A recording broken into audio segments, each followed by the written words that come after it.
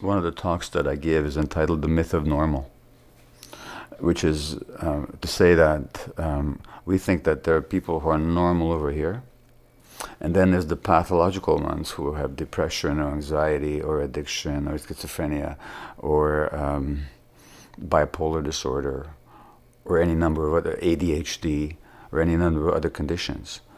What I see is a continuum, that we're all on a continuum. These traits, to one degree or another, are present in almost everybody. And it's a mythology to think that there's the normal and then there's the abnormal. Well, according to the research, the best place to be a schizophrenic in the world is not North America with all its pharmacopoeia. It's actually a village in Africa or India, where there's acceptance, where people make room for your differentness, where connection is not broken but is maintained, where you're not excluded and ostracized but where you're welcomed, and when there's room for you to act out whatever you need to act out, or to express whatever you need to express. And the whole community might even sing with you or chant with you or hold ceremony with you. And maybe find some meaning in your quote-unquote craziness. So it's contextual and it's cultural. So disease is not an isolated phenomenon of an individual. It's a culturally manufactured or culturally constructed paradigm.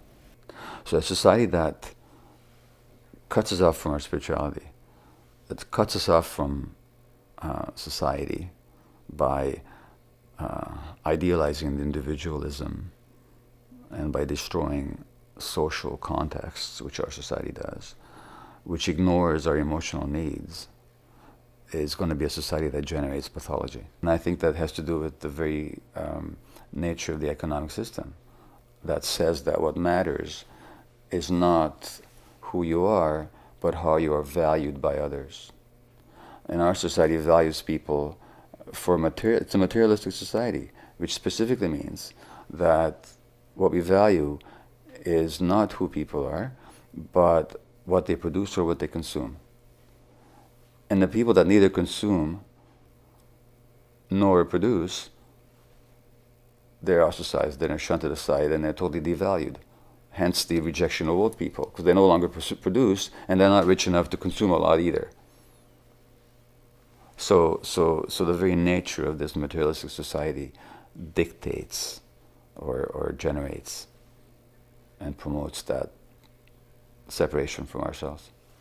There is an intelligence, and I'm not speaking about a operative creature up there or out there somewhere doing things and deciding things, but there's an intelligence in nature and creation that if we ignore, we create suffering for ourselves and other people.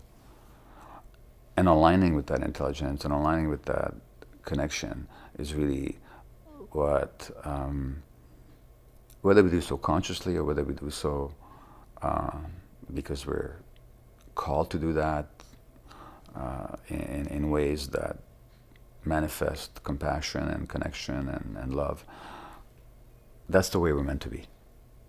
And so the recognizing that and the striving for it is what I call spirituality.